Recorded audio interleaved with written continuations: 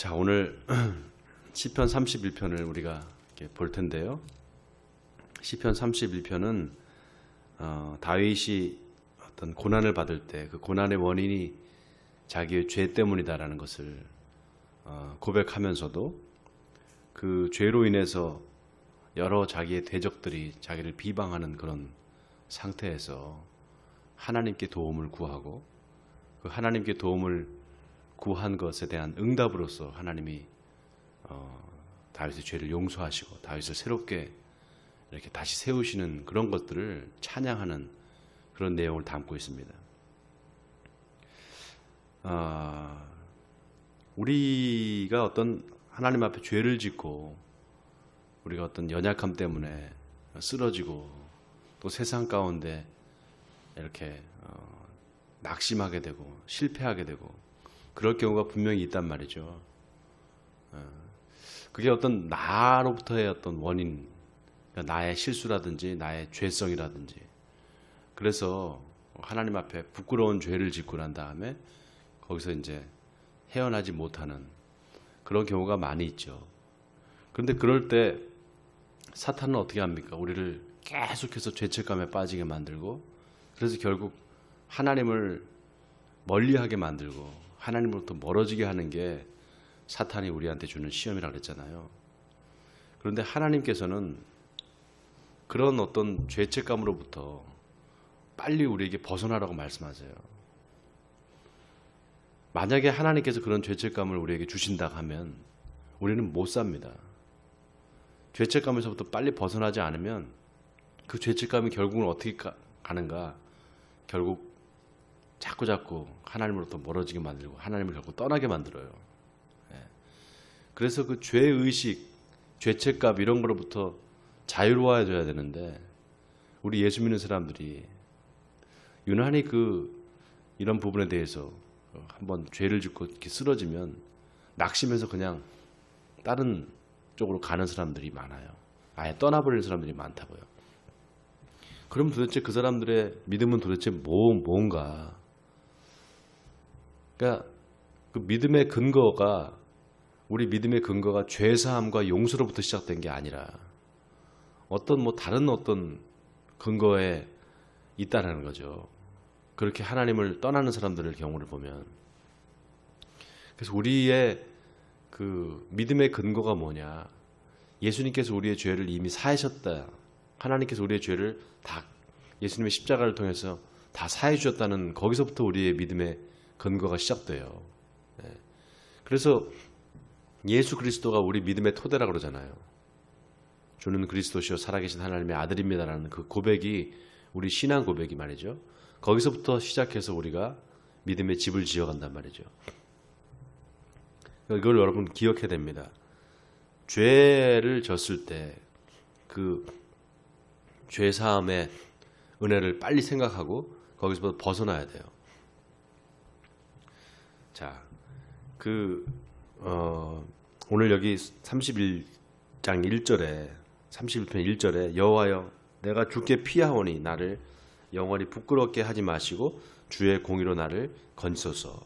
지금 다윗이 뭔가 부끄러운 죄를 진 거예요. 그러나 그렇다고 해서 하나님으로부터 멀어지는 것이 아니라 더 하나님께 나아가는 거죠. 여러분 이거 기억하시기 바랍니다. 하나님은 우리의 피난처가 되세요. 피난처. 우리의 도피처가 되신단 말이죠. 이 도피처라는 말이 성경에 보면은 하나님께서 도피성을 만들어 놓으셔요.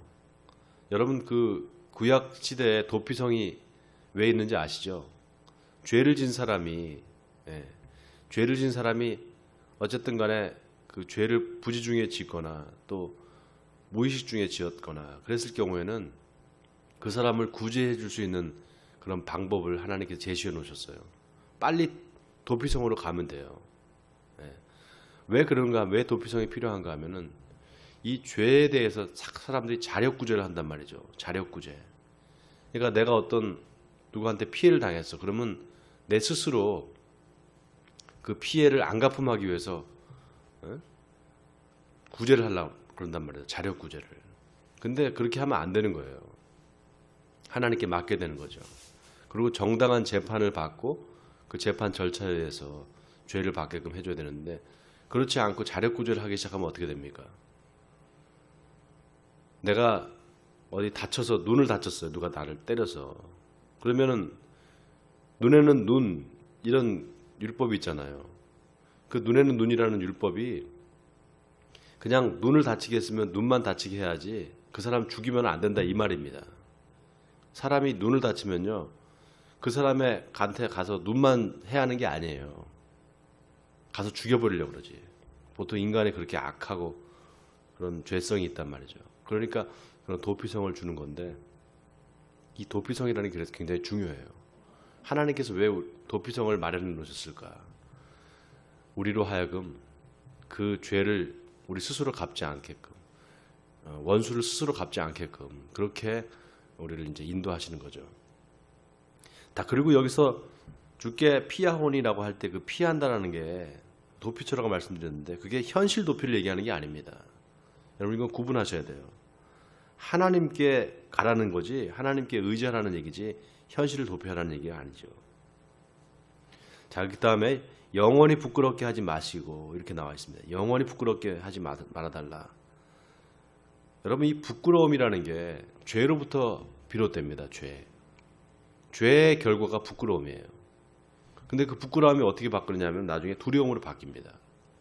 그걸 어디서 알 수가 있느냐면 창세기에 보면 아담이 선악과를 따먹고 범죄한 다음에 제일 먼저 느끼는 감정이 뭐였냐면 부끄러움이었어요. 내가 벗었으므로 두려워하여 숨었나이다 그런단 말이에요. 벗었다는 거는 부끄럽다는 얘기잖아요. 근데 벗었는데 왜 두려워합니까? 그 부끄러움이 곧 두려움으로 금방 전이가 되는 거예요. 왜 두려워할까요, 여러분? 죄를 졌는데 왜 두려워할까요? 네? 심판이 두려운 거죠. 심판이. 죄의 결과가 곧 심판이란 말이에요. 그러니까 두려워하는 겁니다. 그래서 오늘 여기 다윗이 영원히 나를 부끄럽게 하지 말아달라 이 말은 하나님 나의 죄를 용서해달라 이 말이에요. 하나님이 용서해 주셔야지만 내가 이 부끄러움에서 내가 이 두려움에서 벗어날 수 있습니다. 이런 뜻이란 말이죠. 자, 그 다음에 뭐라고 얘기합니까? 주의 공로로 나를 건지소서. 공의로 나를 건지소서.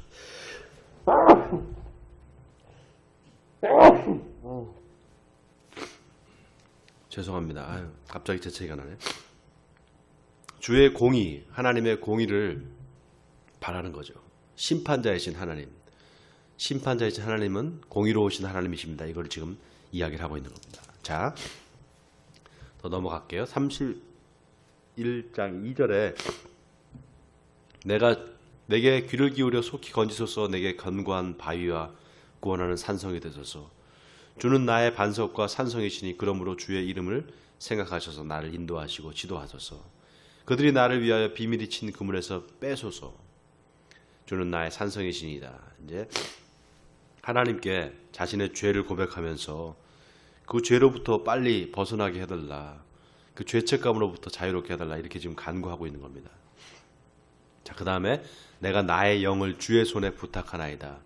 진리의 하나님 여호와여 나를 속량하셨나이다. 자, 여기 이렇게 또 한번 자신의 죄를 고백하면서 그 죄로부터 사함을 받게 만들어 달라 라고 하면서 무슨 표현을 쓰냐면 나를 속량하셨나이다. 하나님께서 나를 속량하셨나이다. 이 속량이라는 말이 굉장히 중요한 말입니다, 여러분. 이 속량이라는 말은 돈을 주고 샀다라는 얘기예요. 노예를 돈을 주고 사다. 그래서 그 사람의 노예 상태에서 벗어나게 만들어주는 거죠. 그걸 속량이라고 하는데 하나님께서 나를 속량하셨습니다. 나를 구속하셨습니다. 이런 뜻이잖아요. 네. 그리고 이제 내가 허탄한 거짓을 숭상하는 자들을 미워하고 여호와를 의지합니다. 하나님만 의지하겠습니다. 이런 거죠. 자, 그 예수 믿는 사람들 우리가 하나님을 믿는다고 해서 우리의 삶이 늘 탄탄대로이고 뭐 다 형통하기만 할 건가? 다윗의 시편을 보면은 그렇게 형통한 삶을 살았다? 세상적으로 다윗이 잘 나가고 뭐 잘 됐다 이런 느낌보다는 너무 고통을 받는다 이 사람이 왜 이렇게 고통을 많이 받았을까? 계속해서 그 시편에 나오는 얘기는 계속 그 고통 속에서 신음하는 그런 모습만 보여주고 있단 말이죠. 여기서 우리가 한번 좀 깨달아야 돼요. 좀 생각해 봐야 돼요. 예수 믿는다는 게 도대체 뭔가? 예수 믿는 것과 이 세상에서 잘 되는 것과는 어떤 관계가 있을까? 여러분 어떠세요? 예수를 믿어보니까 좀 어떠신 것 같아요? 지금까지 예수님 잘 믿으셨잖아요. 지금까지 오면서 우리 예수 믿는 사람들이 고난이 없었나요? 고난이 있었죠. 그죠? 힘든 일 많았잖아요. 그러면 왜 예수를 믿을까? 왜 우리가 하나님을 믿을까요? 네?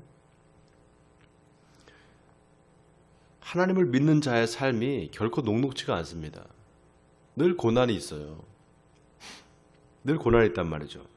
그 고난을 하나님께서 허락하시고 그 고난으로부터 우리를 구원해 내신다. 이게 어떻게 보면 하나님의 그 구속의 놀라운 비밀이 있어요. 이 안에. 우리가 이 비밀을 깨닫지 못하면은 계속해서 신앙생활이 힘들기만 합니다. 왜냐하면 하나님이 우리에게 허락하시는 그 고난의 순간순간들마다 하나님께서 우리에게 원하시는 게 있거든요. 그 원하시는 것을 우리가 통과하지 못합니다. 그렇게 우리가 이런 고난의 신비를 알지 못하면 그걸 통과하지 못하고 괜히 거기서 하나님을 원망하게 된단 말이죠. 물론 하나님을 잘못 믿는 사람들, 예를 들면 하나님을 수단으로 해가지고 예수 믿는 걸 마치 자기 자신의 삶의 수단으로 삼는 사람들, 먹고 사는 방편으로 사는 사람들이 있어요.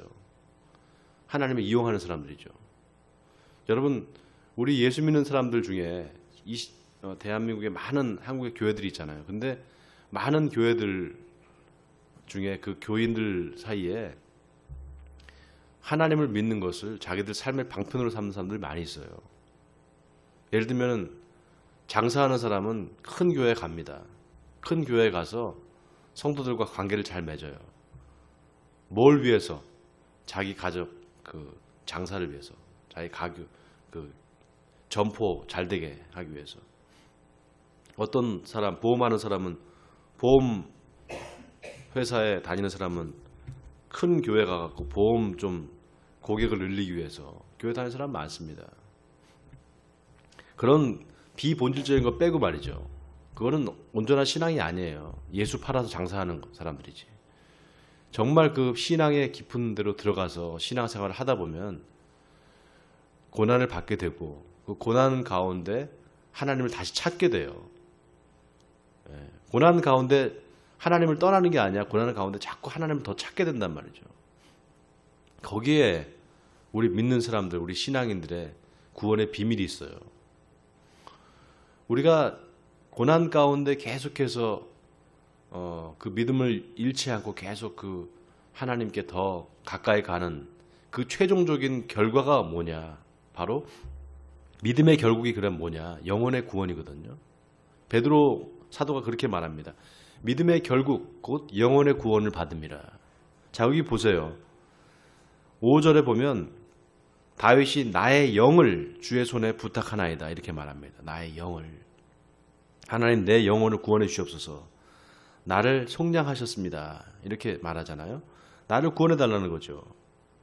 자, 이 우리 예수 믿는 사람들의 그 믿음의 본질이 뭐냐? 내 영혼이 구원받는 거예요. 하나님 앞에서 구원받는 겁니다. 그 구원받기 위해서 하나님께서 나를 끊임없이 고난도 주시고 또 좋은 일도 주시고 나쁜 일도 주시고 그런 가운데서 끝까지 믿음을 저버리지 않고 하나님께 의지하는 것, 그게 하나님이 원하시는 뜻이란 말이죠. 그 증거가 지금 계속 이렇게 쭉 다윗이 자기 자신의 삶에 오는 여러 가지 고통, 고난을 계속 얘기합니다. 9절을 보세요. 여호와여 내가 고통 중에 있사오니 내게 은혜를 베푸소서. 내가 근심 때문에 눈과 영혼과 몸이 쇠하였나이다. 내 일생을 슬픔으로 보내며 나의 연수를 탄식으로 보내며 내 기력이 나의 죄악 때문에 약하여지며 나의 뼈가 쇠하도소이다. 일생을 슬픔으로 보낸대요. 참 이 얼마나 예수 믿는 사람이 이렇게 일생을 슬픔으로 보내나, 이거 참 난감하잖아요. 이게 예수 믿는 사람들이 세상에서 고난을 받고 산다는 거죠. 근심과 슬픔과 욕을 당하고, 그죠? 세상 사람들한테 심한 말을 듣고 말이죠. 계속 그런 고난과 고통을 얘기합니다. 자, 그 다음에 12절을 보세요. 내가 잊어버린 바 됨이 죽은 자를 마음에 두지 아니함 같고 깨진 그릇과 같으나이다. 내가 무리의 비방을 들었으므로 사방이 두려움으로 감싸였나이다. 그들이 나를 치려고 할 때 함께 의논할 때 내 생명을 빼앗기려 꾀하였나이다. 세상은 다윗을 지금 죽이려고 해요. 하나님의 대적들, 그리고 마귀, 다윗을 죽이려고 합니다. 마치 마귀가 예수님을 십자가에서 죽이려고 했던 것처럼. 자, 그런데 14절부터 놀라운 반전이 일어나요. 여호와여, 그러하여도 나는 주께 의지하고 말하기를 주는 내 하나님이시라 하였나이다. 자, 이게 굉장히 중요합니다. 하나님 앞에 우리가 어떤 기도와 간구를 통해서 그 상황으로부터 벗어나게 해달라, 또 하나님께 기도하고 간구하는 그런 기도 제목이 있는데, 그것이 하나님 앞에 기도했음에도 불구하고 그게 해결되지 않고 계속 그 문제를 이제 계속 그 문제 때문에 고난을 받게 될 때, 그때 어떤 마음이 듭니까? 그때 포기하고 싶다, 나 예수 믿는 걸 포기하고 싶다, 이런 마음이 든단 말이죠. 그럴 때가 사실 하나님 앞에 가장 우리의 믿음이 증명돼 보일 때예요. 다니엘의 여러분 세 친구 아시죠? 사드락과 메삭과 아벳느고. 이 다니엘의 세 친구가 어떻게 됩니까? 풀무불에 던져지는 그런 위기 가운데서 하나님을 버려버리고 금신상 앞에 절해야 되는, 그러면 살 수 있는데 금신상 앞에 절하지 않음으로 말미암아 풀무불에 던져져서 죽게 된단 말이죠. 그때 뭐라고 얘기합니까? 그리 아니하실지라도, 하나님께서 우리를 구원하시지 않을지라도 나는 금신상 앞에 전하지 않겠습니다. 오직 하나님만을 섬기겠습니다. 그 정말 정금 같은 믿음, 그 풀무불에서 어떻게 됩니까? 죽지 않고 나오잖아요. 그 불의 연단 가운데서도 정금같이 그 믿음이 돼서 나오는 거예요. 자, 하나님께서 우리에게 그런 믿음을 요구하실 때가 있단 말이죠. 우리의 믿음이 자라면 자랄수록 결국 가서 하나님 앞에 그리 아니하실지라도의 믿음이 우리한테 있어야 돼요. 왜냐하면요, 여러분, 죽음의 상황에서, 죽음 앞에서 우리가 대부분의 사람들이 두려워서 하나님을 모른다고 하고 하나님을 떠나버립니다. 만약에 죽음을 걸고 내 삶을 걸고 내가 예수님을 부인하면 난 살고 예수님을 부인하지 않으면 죽는다, 이렇게 한번 그런 상황이, 극단적인 상황이 한번 됐다고 생각해 보세요. 누가 칼을 들이대면서 여러분한테 너 예수 믿을 거야 안 믿을 거야? 믿으면은 그 자리에서 죽는다. 그렇게 할 때 과연 그 흔들림 없이 예수님을 믿겠다고 고백할 수 있겠냐 말이죠. 그래서 참 이 신앙을 갖는 것보다 신앙을 지키는 게 더 힘듭니다, 여러분. 자, 그런데 보세요. 그런데 놀랍게 그 구약 시대에 여러 가지 고난 받을 때, 구약 시대의 사람들이 고난 가운데 하나님 앞에 기도하면은 하나님께서 그 고난에서부터 벗어나게 해주셨어요. 다윗이 계속 그걸 고백하잖아요, 그죠? 그 다음에 다니엘의 세 친구도 그걸 고백했단 말이죠. 그래서 하나님께서 놀라운 기적으로 다니엘의 세 친구도 구해주셨고, 또 다니엘도 구해주셨고, 또 다윗도 마찬가지예요. 하나님께서 그걸 구원해 주셨단 말이죠. 그런데 이 신약시대에 와서 예수님의 제자들을 보세요. 예수님으로부터 시작해서 예수님의 제자들을 보시라고요. 예수님을 잘 믿었던 사람들, 예수님의 제자들, 그들의 삶이 형통했냔 말이죠. 다 나중에 죽었어요. 고난받다가 죽었습니다, 그냥. 우리가 이걸 한번 생각해 봐야 돼요, 여러분. 하나님께서 우리에게 뭘 원하시나? 고난받다가 죽는 것도 하나님께서 우리에게 원하시는 뜻일 수 있다는 거예요. 고난받다 그냥 차라리 죽는 게, 그래도 내가 예수 믿을 수 있을까 한번 생각해 보시라고요. 내가 예수를 잘 믿었는데 나한테 고난이 오고, 그 고난을 통해서 내가 하나님 앞에 기도하고, 그 기도했는데도 불구하고 하나님이 내 기도를 들어주지 않아서 내가 결국 그 고난 가운데 죽게 됐을 때, 그때도 내가 하나님을 배신하지 않고 끝까지 믿을 수 있을까? 참 생각만 해도 두렵죠. 그러나 보세요. 믿음이라는 건 바로 거기서 증명되는 겁니다. 내 믿음은 그리 아니하실지라도 내가 하나님을 믿을 수 있겠는가? 그리 아니하실지라도 내가 주님을 버리지 않겠는가? 이게 우리 신앙의 마지막 최종 마지막 지점입니다. 대부분의 사람들은 거기까지 가지도 않죠. 그러나 하나님께서 허락하신 사람들이 있어요. 그런 고난을 통해서 믿음을 정금같이 보여주는 그런 하나의 믿음의 본이 되는 사람들이 있단 말이죠.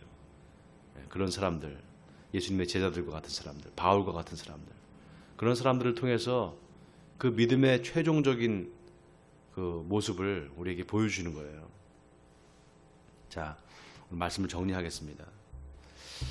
불신자들한테 오는 두려움이 있어요. 불신자들한테 오는 두려움. 그거는 하나님의 심판에 대한 두려움입니다. 무슨 얘기인지 아시죠? 심판받을까 두렵고 지옥 갈까봐 두렵고. 그러나 우리 예수 믿는 사람들한테 오는 두려움이 있어요. 그 두려움은 거룩한 두려움입니다. 하나님을 경외함으로 오는 두려움이에요. 자, 18절을 보세요. 교만하고 완악한 말로 무례의 의인을 치는 거짓 입술이 말 못하는 자 되게 하소서. 주를 두려워하는 자를 위하여 쌓아두신 은혜 곧 주께 피하는 자를 위하여 인생 앞에 베푸신 은혜가 어찌 그리 큰지요. 여기 주를 두려워하는 자를 위하여, 여기 주를 두려워한다는 건 뭡니까? 불신자들의 두려움이 아니죠. 하나님을 믿는 사람들, 거룩한 하나님의 백성들이 갖게 되는 두려움입니다. 경외심이죠. 경외심. 하나님께 피하는 사람들이에요. 이 사람들은 하나님께 빨리빨리 피할 줄 아는 사람들이에요. 도피성으로. 그 피할 때 하나님께서 그들을 구원해 주시고 그들한테 은혜를 주신다. 이것을 믿는 겁니다. 그리 아니하실지라도 믿는 거예요. 그게 우리의 신앙이 되어야 될 줄 믿습니다. 자, 오늘 이 새벽 하나님 앞에 내 신앙을 한번 점검해 보세요. 만약에 내가 그런 상황이 됐을 때 정말 삶과 죽음의 기로에서 내가 살기 위해서 예수님을 배신하고 예수님을 모른다고 하면 내가 살 수 있는데 과연 내 믿음이 어떨 건가 한번 생각해 보시고 하나님 앞에서 변함없는 그런 정금 같은 믿음으로 주님을 오늘도 고백하면서 세상을 승리하신 여러분 되시기를 주님의 이름으로 간절히 축원드립니다.